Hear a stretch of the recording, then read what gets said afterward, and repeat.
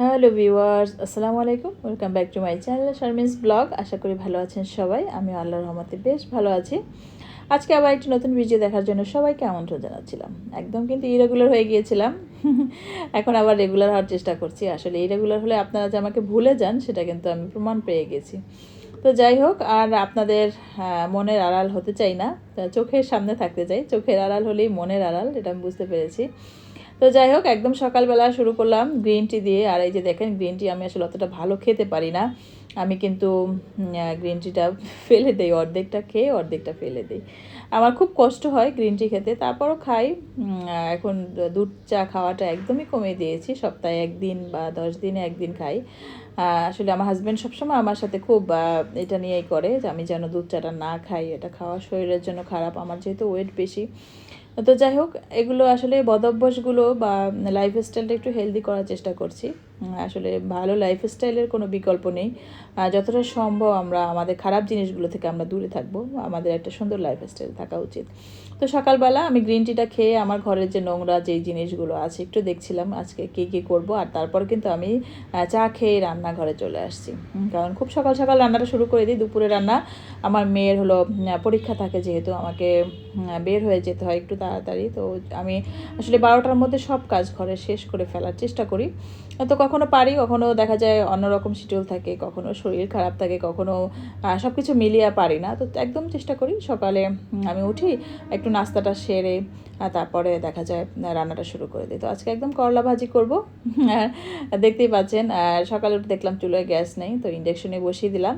আর করলা ভাজিটা কিন্তু আমি গরম পড়েছে পর থেকে কিন্তু অনেকবার খেয়েছি। এই বছরের মতো মনে হয় আমি কোনোবার এত করলা খাইনি। তো যাই হোক, ভালো লাগছে। এক একদিন এক এক রকম করে করলা রান্না করি। করলাটা দিয়ে প্রথমে, তারপর পেঁয়াজ, একটু তেল দিয়ে দিচ্ছি, লবণ একটু, আসলে আজকে হলুদ দিব না। আর এটা একটু ভাজা তেলও দিয়ে দিচ্ছিলাম একটু, মানে আগের দিন রাতে নাগেটস ভেজেছিলাম, তো এটা একটু তেল ছিল, তো ওগুলো দিয়ে জাস্ট একটু ফ্রাই করব। আর করলা ভাজিটা কিন্তু আমরা একটু মানে বেশি পোড়া পোড়া খেতে বেশি পছন্দ করি। তো যাই হোক, আসলে এইসব রেসিপি দেখানোর কিছু না, এগুলো রেগুলার রেসিপি। সবাই সবার ঘরে প্রতিদিন রান্না করেন, তো এগুলো আসলে রেসিপি দেখানোর কিছু নাই। কিন্তু এক একজন এক একভাবে রান্না করে। তো আসলে রঙটা একটু কাঁচা কাঁচা থাকলে বা একটু সাদা সাদা থাকলে আমার কাছে ভালো লাগে।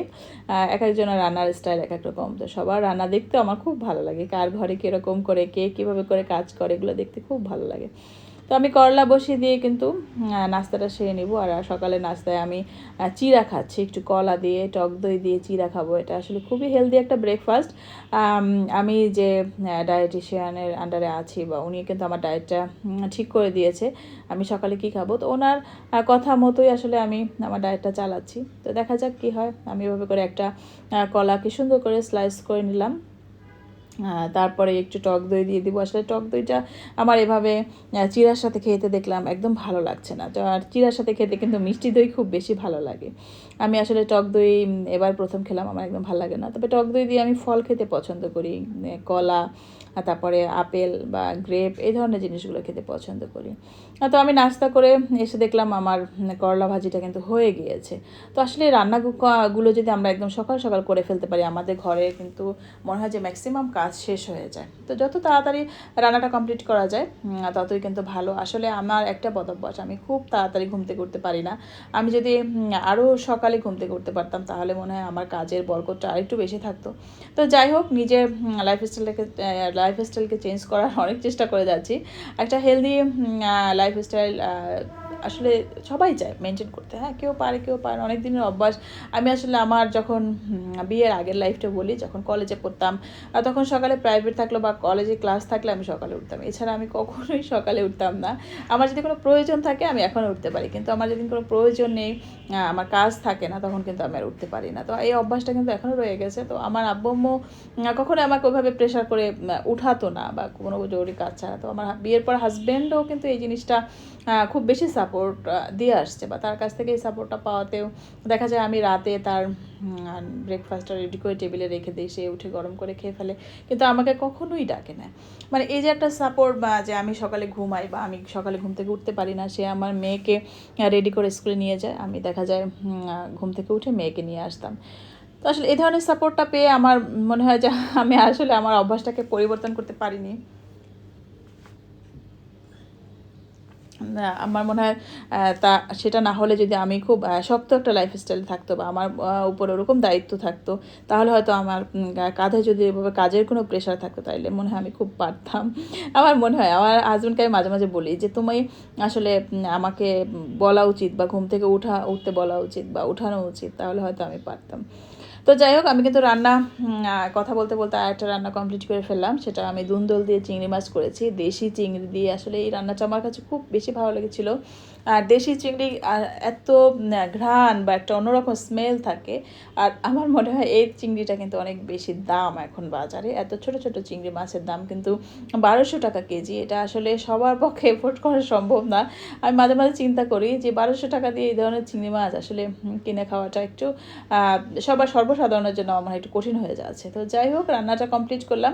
আরও একটা রান্না বাকি আছে, ওটা আর দেখালাম না। আমি মিষ্টি কুমড়া দিয়ে রুই মাছের মাথা দিয়ে রান্না করব।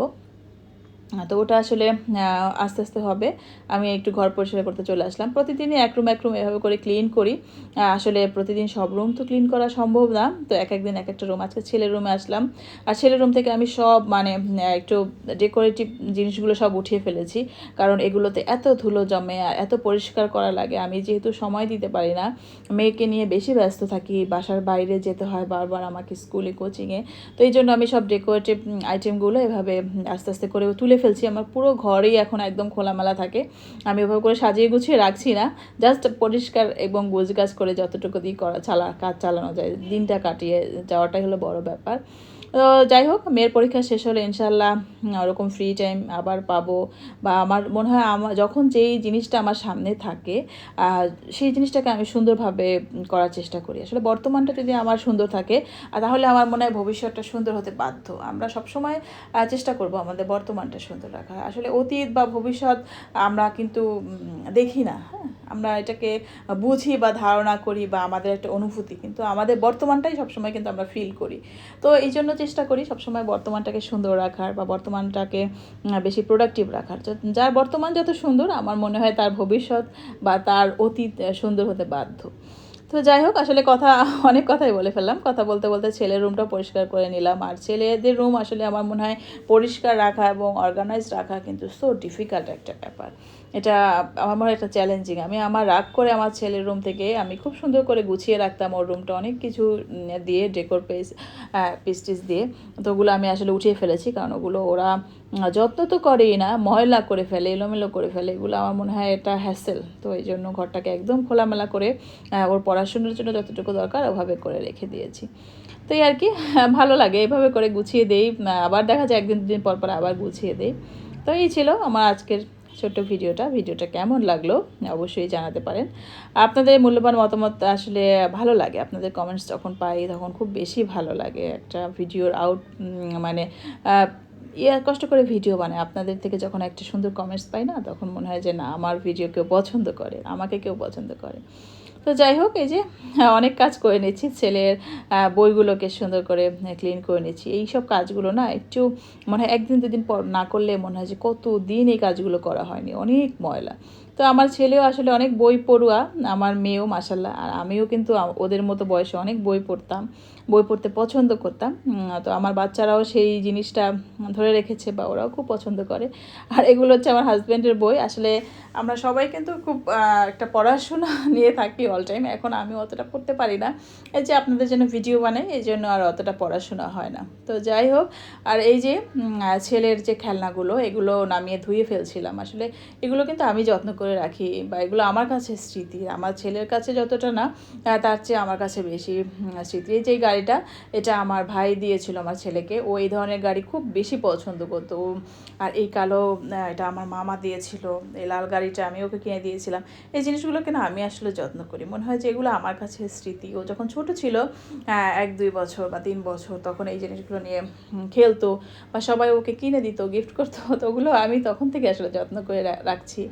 এতটা বছর, হয়তো আরও সামনে যতদিন আমি বেঁচে থাকবো, অনেক কিছু আছে বাচ্চাদের যেগুলোকে আমি খুব যত্ন করে রাখি ওদের ভবিষ্যতের জন্য, বা ওরা তখন দেখবে, ওদের সুন্দর একটা স্মৃতি থাকবে যে এটা আমার এই সময়ের ছিল বা এটা এখনও আছে।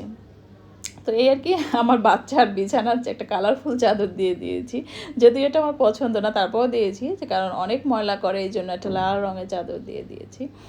তো কেমন লাগছে দেখতে। আর ওর রুমটা কিন্তু বেশ খোলামেলা আর একদম রোদ আলো ঝলমলে, এই জিনিসটা আমার খুব ভালো লাগে। আমি অনেকটা সময় কাটাই ওর রুমে, যখন দেখা যায় আমার সব কাজ কমপ্লিট থাকে ওর রুমে এসে একটু শুয়ে বসে থাকি বা একটু ফোন দেখি। তো আল্লাহ হাফিজ, ভালো থাকবেন সবাই। আবার একটা ভিডিও দেখার জন্য আমন্ত্রণ জানিয়ে আজকের মতো এখানেই শেষ করছি। আল্লাহ হাফিজ।